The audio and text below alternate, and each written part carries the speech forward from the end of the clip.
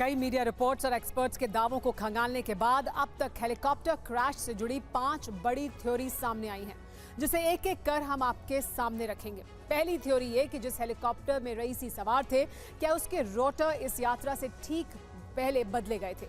4 की बजाय 2 रोटर वाले हेलीकॉप्टर से रईसी अजरबैजान पहुंचे, क्योंकि 2 रोटर वाले हेलीकॉप्टर में 8 पैसेंजर को ले जाने की परमिशन नहीं होती, जबकि रईसी के हेलीकॉप्टर में पायलट समेत 9 लोग सवार थे। अगर बात दूसरी थ्योरी की करें तो ईरान के सुप्रीम लीडर खामेनेई के बेटे ने आरोप लगाया है कि प्रेसिडेंट रईसी के हेलीकॉप्टर को क्रैश करने के लिए डायरेक्ट एनर्जी वेपन या फिर स्पेस लेजर का इस्तेमाल किया गया, ताकि किसी को भनक भी नहीं लगी और आसमान में ही हेलीकॉप्टर मार गिराया गया। हेलीकॉप्टर क्रैश से जुड़ी तीसरी थ्योरी तो बड़ी साजिश की तरफ इशारा कर रही है। वो ये कि ईरान के सरकारी रिकॉर्ड से 19 मई का मौसम डेटा डिलीट कर दिया गया। दरअसल कुछ मीडिया रिपोर्ट्स में यह दावा किया जा रहा है कि जिस वक्त रईसी ने अजरबैजान से उड़ान भरी तब मौसम साफ था, मगर चंद किलोमीटर के बाद तूफान, बारिश और कोहरा छा गया। लेकिन इसकी जानकारी सैटेलाइट वेदर रिपोर्ट में नहीं बताई गई। चौथी थ्योरी हेलीकॉप्टर में रेडियो सिग्नल के ऑफ होने की या फिर उसमें टेक्निकल फॉल्ट होने की बताई जा रही है। दरअसल कुछ मीडिया रिपोर्ट्स में दावा किया जा रहा है कि क्रैश से पहले हेलीकॉप्टर का रेडियो सिग्नल ऑफ था। अब इसे पायलट ने ऑफ किया या फिर इसमें कोई टेक्निकल दिक्कत हुई। फिलहाल इस पर सस्पेंस बरकरार है, क्योंकि पायलट ने हादसे से पहले एटीसी से कोई बातचीत नहीं की। 5वीं थ्योरी रूस के दावे पर आधारित है।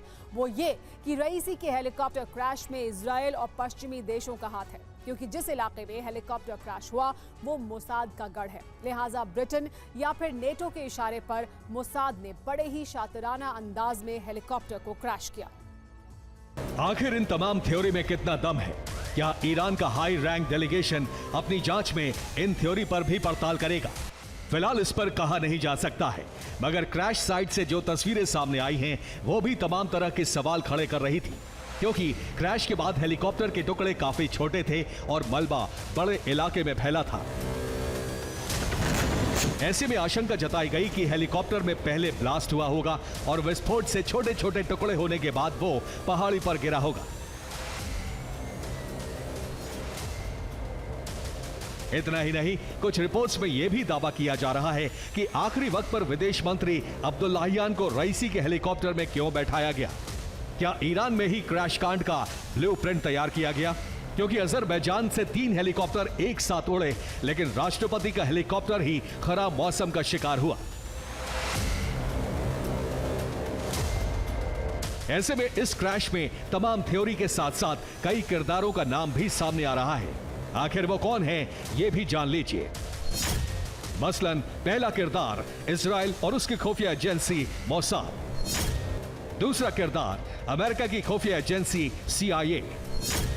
तीसरा किरदार ब्रिटेन की खुफिया एजेंसी MI6। चौथा किरदार ईरान के अलगाववादी और विद्रोही गुट। 5वां किरदार उत्तराधिकारी को लेकर सत्ता का संघर्ष। इजराइल अमेरिका की ईरान से अदावत है। ऐसे में ये आशंका बढ़ जाती है कि अरब में जारी घमासान को रोकने के लिए ये दोनों मुल्क अपनी खुफिया एजेंसी के जरिए हेलीकॉप्टर क्रैश की साजिश रच सकते हैं।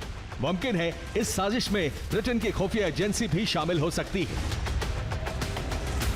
लेकिन प्रबल आशंका यह भी जताई जा रही है कि खामेनेई के बाद रईसी ही ईरान के सुप्रीम लीडर बन सकते थे, क्योंकि ईरान में रईसी के चाहने वालों की तादाद ज्यादा है।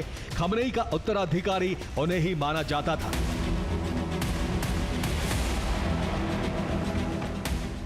ऐसे में रईसी को अपने रास्ते से हटाने के लिए, सत्ता हासिल करने के लिए इस खौफनाक साजिश को अंजाम दिया गया।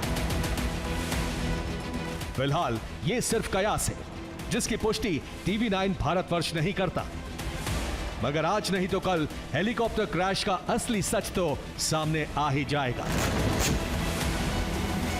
Bureau report TV9 Bharatvarsh.